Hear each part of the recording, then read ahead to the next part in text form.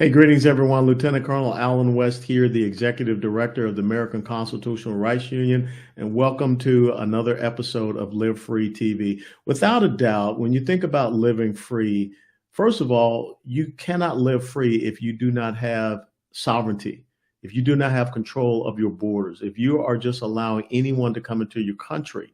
That threatens your safety, that threatens your security, that threatens the economic stability of your country.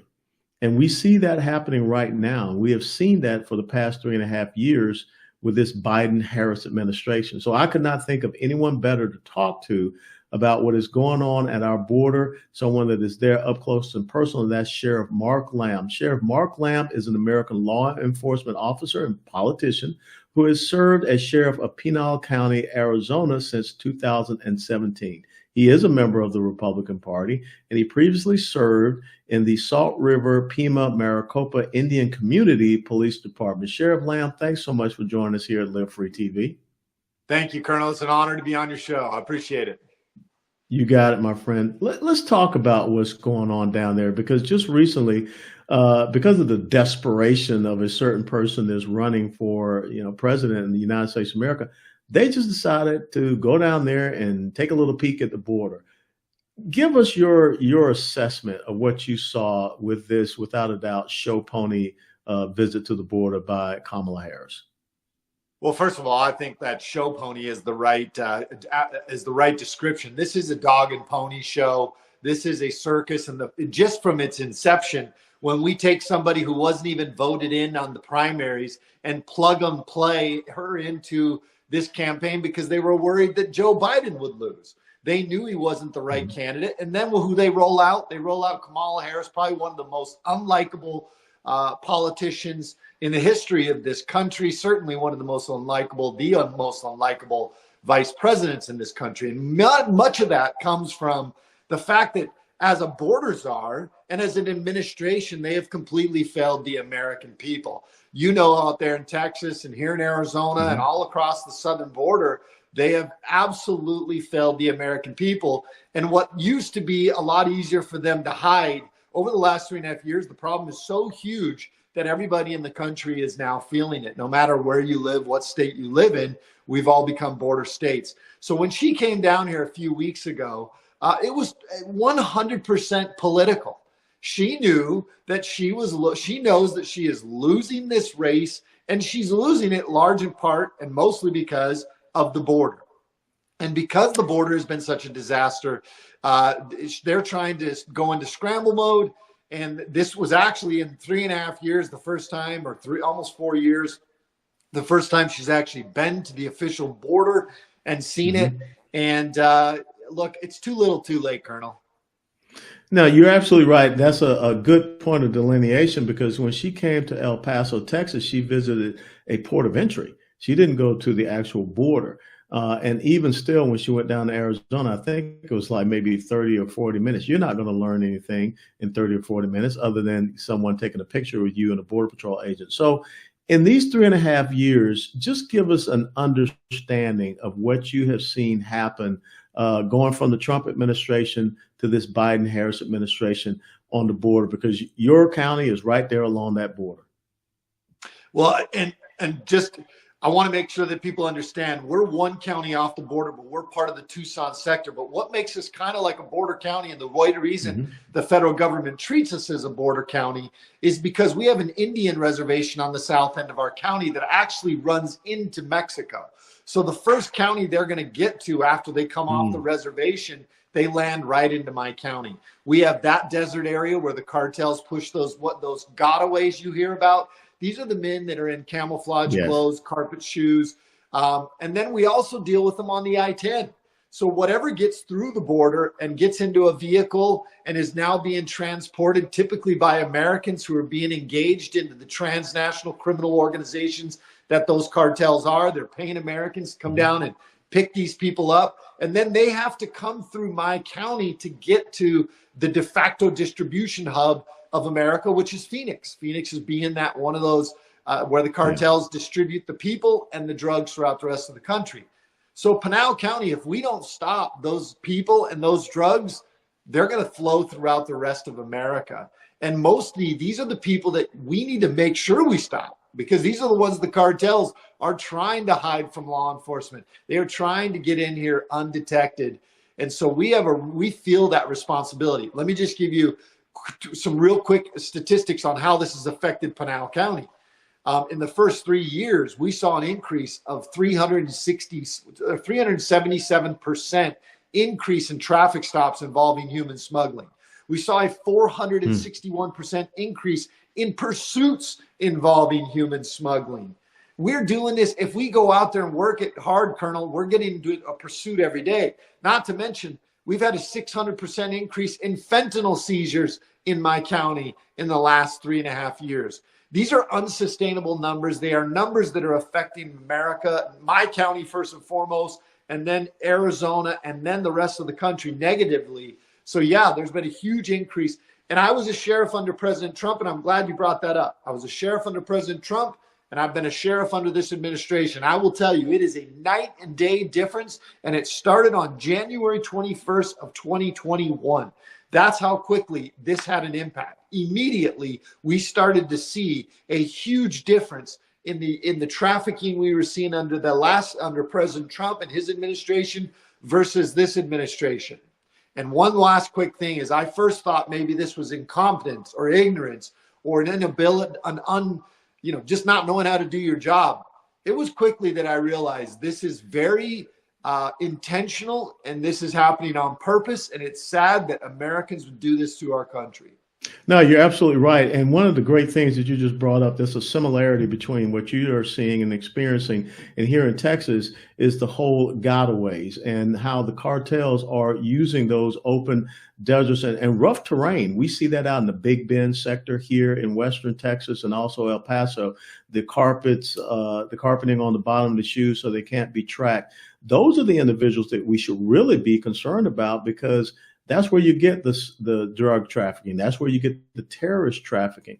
And so when you hear Kamala Harris talk about this border bill that they want to bring up and how that's the panacea and would have stopped everything, do people really not realize that, again, it was intentional, it was purposeful, it was the 93 some odd executive actions that Biden and Harris took to undermine our borders. And we have never gotten the support that we needed from them, to include really basically having the Border Patrol not do their job. Yeah, and this is a two-part thing. First of all, I want to bring up the second thing you talked about. Just so we're clear, President Biden and Vice President Kamala Harris have all the authority they need under Immigration and Naturalization 212F to fix this border crisis today, without having to go through Congress. Now, Congress and Senate need to fix immigration long term. That's going to take a little bit longer. But a president has the ability to stop it today if he so chose. Like you mentioned, they overturned all of Trump's executive orders that were actually successful in protecting our border and reducing the flow of illegals into this country. It also stopped all the false asylum claims, or at least it curbed them tremendously.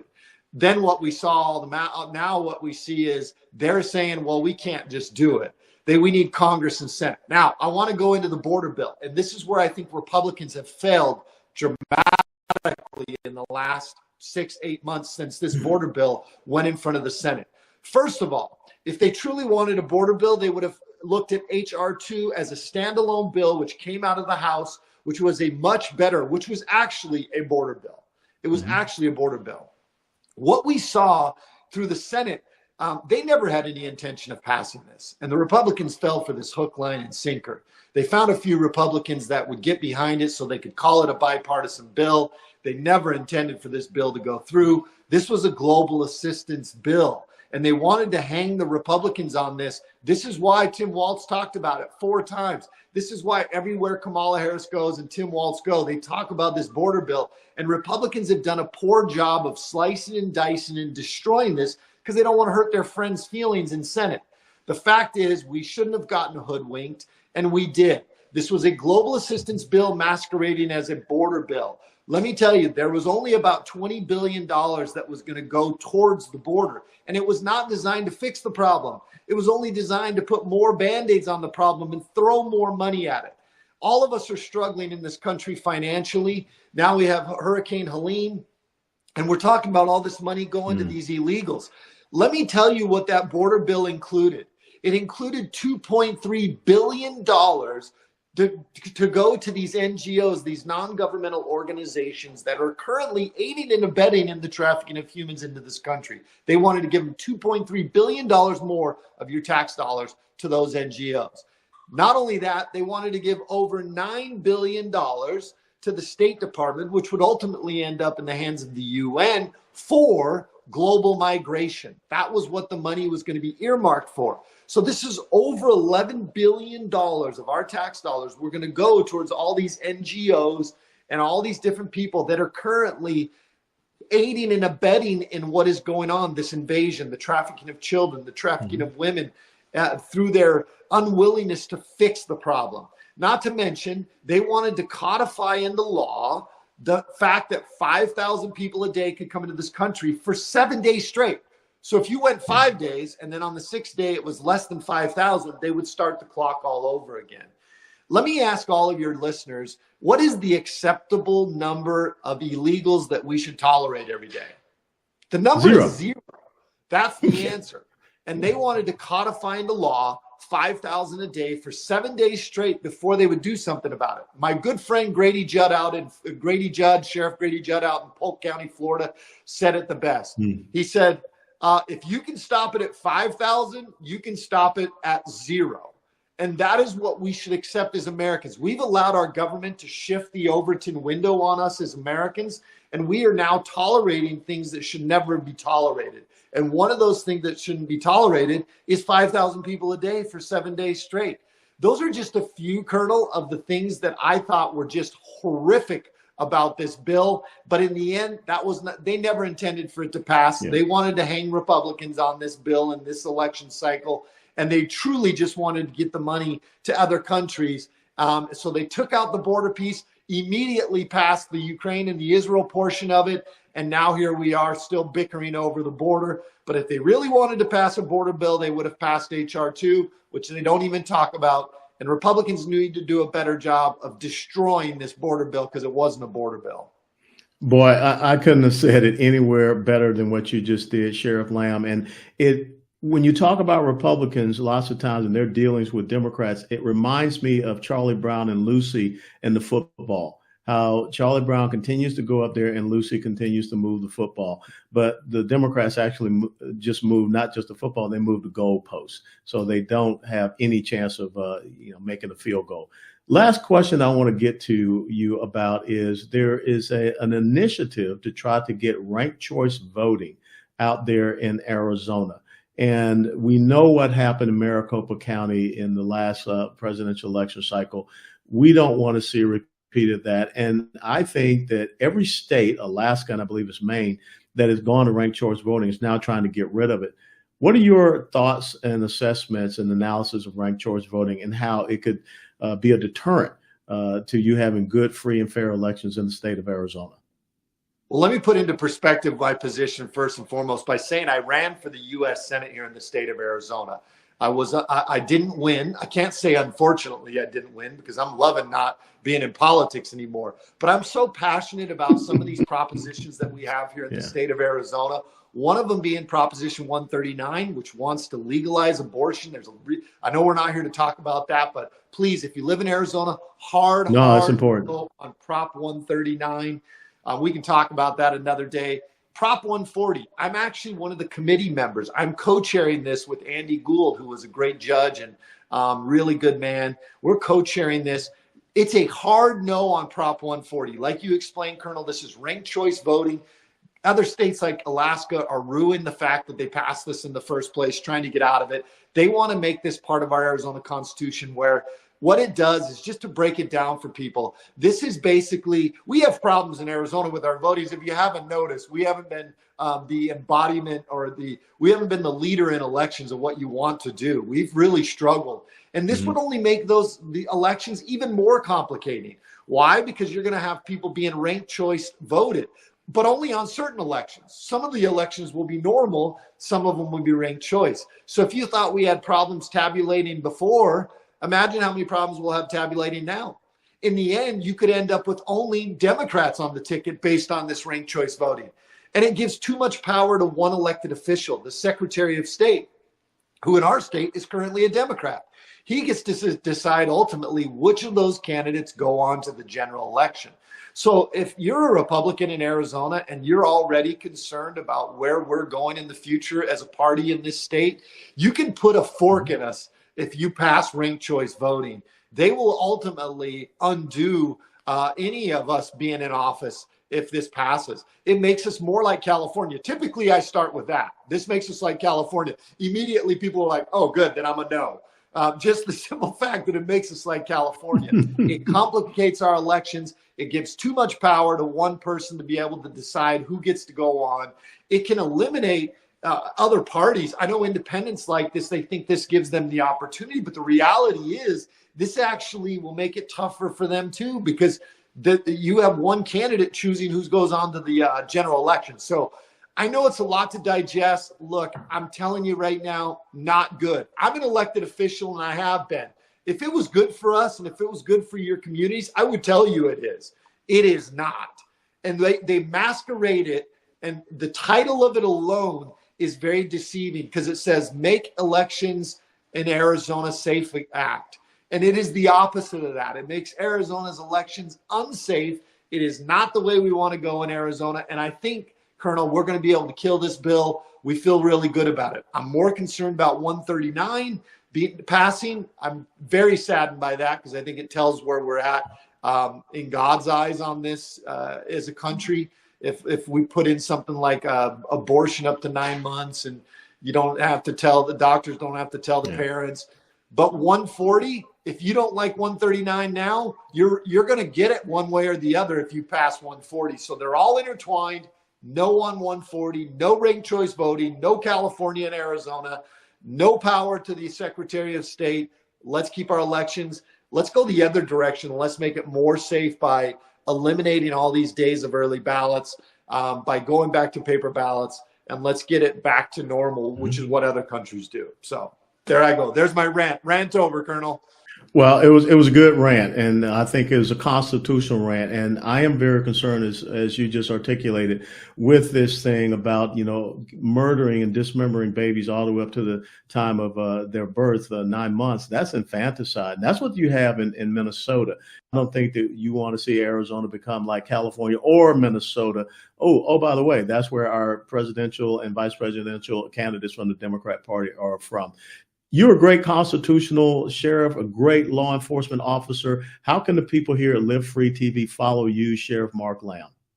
Well, thank you, Colonel. And look, when you think about Kamala Harris, I just want to say this one thing. It reminds me of a meme I saw the other day, and Tim Waltz, the same thing, because they're going to lie to you about the border. They're going to lie to you about abortion. They're going to lie to you about all these things. And they're going to pretend like they're the good people and that President Trump is the one that has a personality problem. The reality is, if you talk to anybody that knows Kamala Harris on a deep level or even on a superficial level, she is not a pleasant person, and they will tell you that first and foremost. And so it reminds me of the meme where there's this wolf standing in a suit at the podium, and he's saying to the sheep, there's a bunch of sheep in the crowd saying, as soon as you elect me, I'll become a vegan. I'm telling you, folks, don't buy into this. This is a wolf, and she'll always be a wolf, and she will tear through your constitutional rights, and she will tear through what is America, because they don't want America to continue to be the way it is. This is the Alamo of freedom, folks. Either we stand now and fight for it. We choose liberty and eternal life, or we choose captivity or death. That is what we're faced with right now. And I am calling on all Americans to make sure that you get out and vote, and not only vote for good candidates, but vote for the proposition, vote against these things that are bad and for the things that are good, that are going to continue to protect our Constitution. Please come follow me on Instagram at American Sheriff. And on Twitter, Sheriff Lamb 1. On Facebook, it's Sheriff Lamb. And then you can also go to my website at sherifflamb.com. And I've got a couple books there. You can, if you'd like, you can. They're very simple. It's like see Sheriff shoot, see Sheriff run, see Sheriff wear a hat. So they're really simple reading, but I think you'll enjoy them. And look, folks, this country is redeemable. It is worth fighting for, and we owe it to our founding fathers, those men and women who sacrificed so greatly that we could have what we have. And so my hope and prayer as I leave here, Colonel, is that God grant us all the same faith and strength and courage exhibited by those patriots of old who pledged their lives, their fortunes, and their honor that we might be free. We owe it to them to save this country. We owe it to our future posterity. And I pray that all of us get out and vote, because this is the most important election in the history of this country. Well, again, you are without a doubt one of those individuals that stands on freedom's ramparts. We can't thank you enough for what you're doing out there in face of an enemy. I mean, America is facing an insurgency coming across the border, and for whatever reason, it has been intentionally done. So, Sheriff Mark Lamb, God's blessings upon you. Thank you so very much, and I look forward to the day when I can sit down with you and shake your hand. It would be a great honor to me. I look forward to it too. It can't come soon enough. And thank you, Colonel, for all you do. God bless. God bless you. And ladies and gentlemen, thank you so very much for joining us on this episode of Live Free TV. And please follow us at the American Constitutional Rights Union, theacru.org. God bless you and take care.